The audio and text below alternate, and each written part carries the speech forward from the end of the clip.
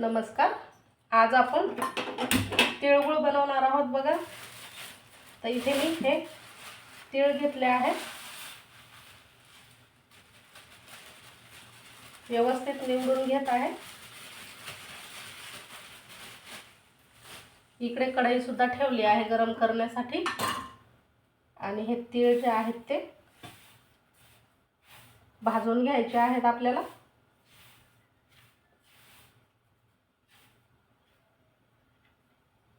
धुवून देखील तुम्ही हे घेऊ शकता. इथे मी गावरान तीळ घेतले आहेत.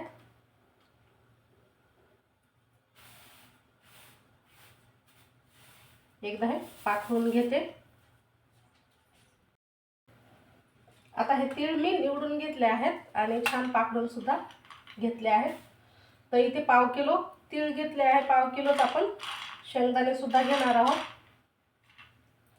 आता हे शेंगदाणे या कढईमध्ये टाकून भाजून घ्यायचे आहेत.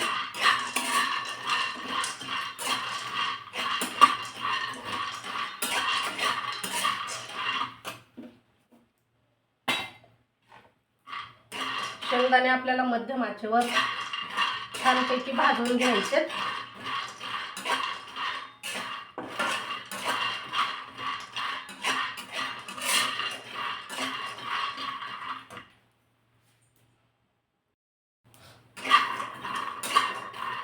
तर शेंगदाणे मस्त असे भाजून तयार आहेत. यामध्ये मी 6 ते 7 बदाम सुद्धा टाकून थोडंसं भाजून घेते.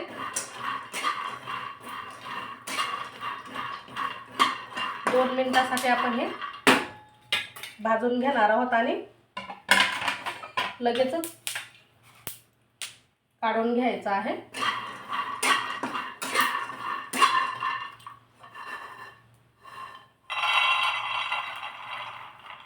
आता याच कढईमध्ये तीळ सुद्धा भाजून घ्यायचे आहेत बघा.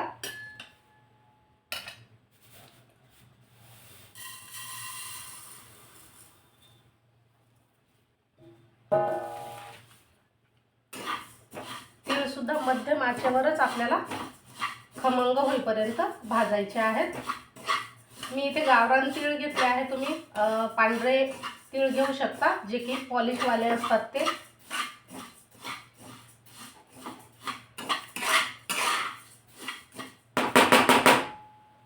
तीळ जोपर्यंत तडतडत नाही तोपर्यंत आपल्याला भाजायचे आहेत.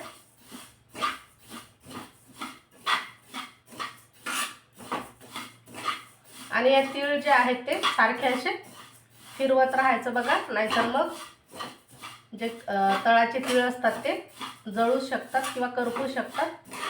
तर सारखं फिरवून हे तीळ भाजून घ्यायचे आहेत. तीळ कच्चे सुद्धा राहता कामा नये.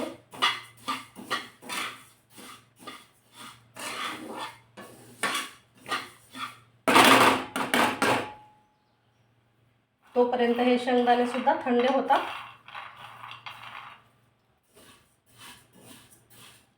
तर बघा एक एक तीळ तडतडायला सुरुवात झाली आहे. आता फार वेळ लागणार नाही तीळ भाजायला. लगेचच हे भाजले जातात.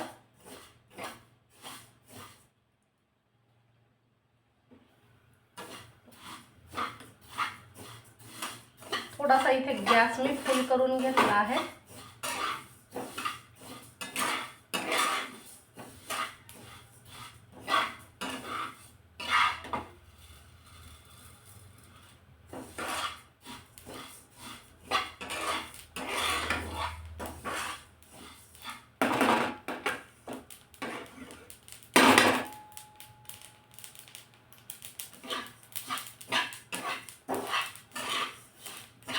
आता गॅस बंद करायचा आहे.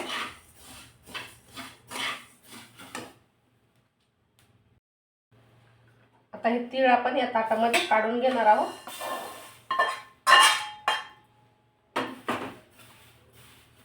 आणि थोडं थंड करून घेणार आहोत. तीळ थंड होतात तोपर्यंत आपण हे जे शेंगदाणे भाजलेले आहेत ते त्याचे साल काढून घ्यायचे आहे.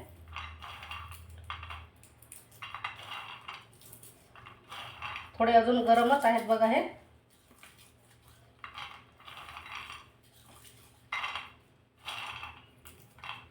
मोठं ताट घेते मी.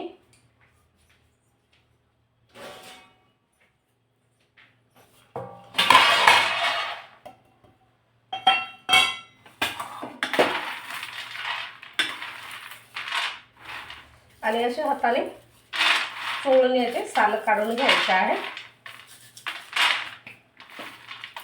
शेंगदाणे छान भाजले की याचे जे साल किंवा टरफल आहे ते सहज निघतात बघा.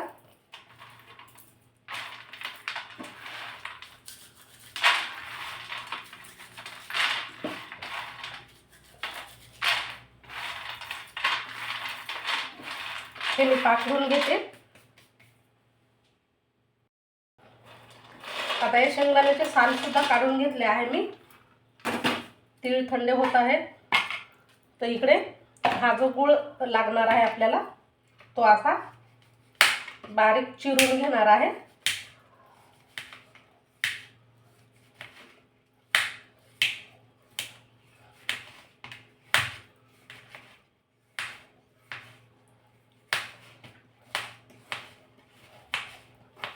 अर्ध्याचे मी लाडू बनवणार आहे बघा आणि अर्ध्या तिळाचे तिळगुळ ठेवणार आहे.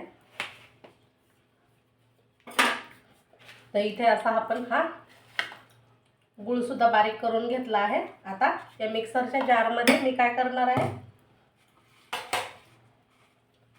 आधी 2 हिरवी वेलची टाकणार आहे.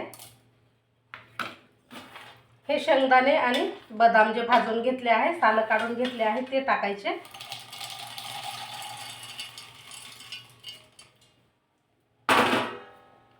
गूळ टाकायच्या आधी हे जाडसर असं फिरवून घेते मी.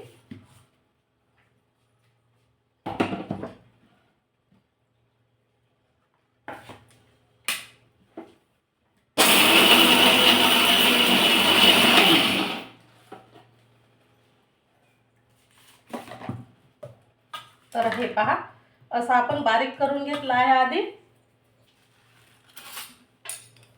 आता त्यामध्ये थोडेसे तीळ सुद्धा टाकते.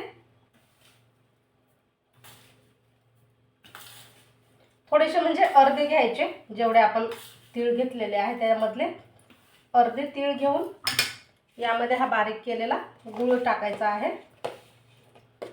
गूळ तुम्ही कमी अधिक तुमच्या आवडीनुसार घेऊ शकता.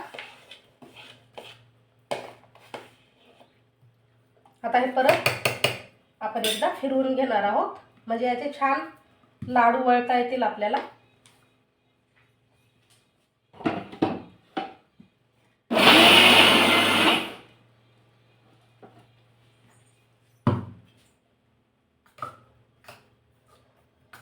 व्यवस्थित मिक्स करून घ्यायचा आहे जोपर्यंत गूळ छान असा हा एकजीव होत नाही तोपर्यंत.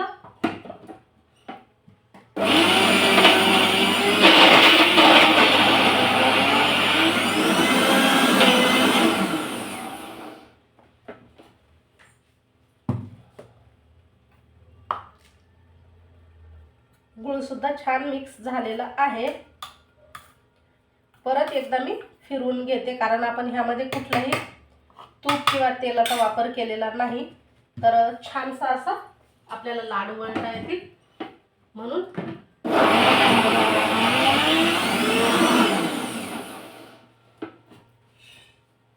हे पुन्हा मी फिरवून घेतलं आहे.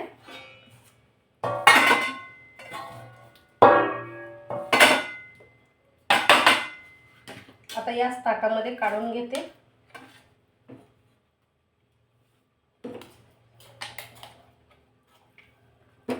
तर आपण परत एकदा फिरवून घेतल्यामुळे तुम्ही इथे पाहू शकता छान बाइंडिंग आलेलं आहे आणि व्यवस्थित आपल्याला याचे लाडू सुद्धा वळता येतील.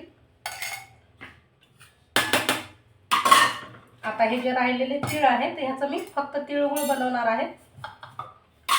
हे या मिक्सरच्या भांड्यामध्ये काढून घेते.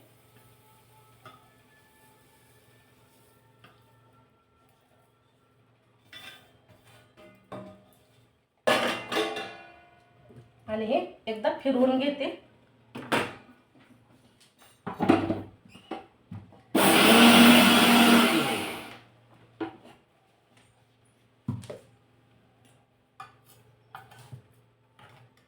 तर हे अशा पद्धतीने आता आपण ह्यामध्ये गूळ टाकून पुन्हा एकदा फिरवून घेणार आहोत. आता यामध्ये सुद्धा आपण हा बारीक केलेला गूळ टाकून घेणार आहोत आणि एकदा फिरवून घेणार आहोत.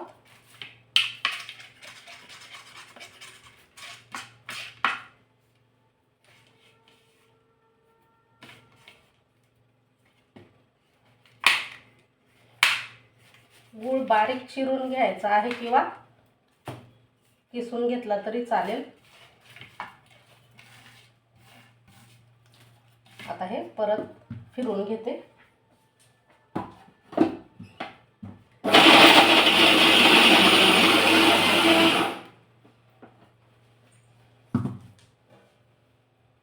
इथे आपलं तिळगुळ सुद्धा तयार झाला आहे.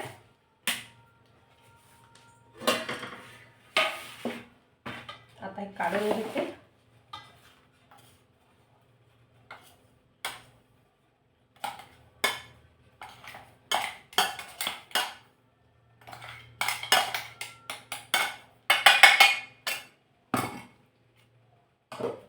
तर हे पहा, हे तिळगुळ सुद्धा छान असं तयार झालेलं आहे.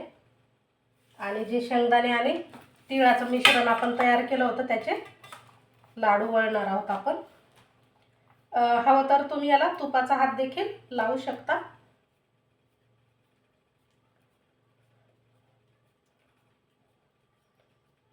पण छान असे लाडू वळले जात आहेत, तर तुपाची देखील गरज पडत नाही.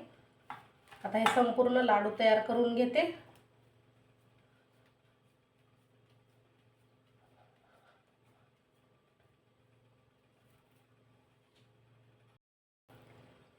तर हे पहा, आपले तिळगुळ लाडू सुद्धा तयार झालेले आहे आणि हे तिळगुळ सुद्धा तयार केलेलं आहे. तर हे कसं झालं नक्कीच कमेंट करा. व्हिडिओ आवडल्यास लाईक शेअर करा आणि हो, नवीन असाल चॅनलवर तर सबस्क्राईब करायला मात्र विसरू नका.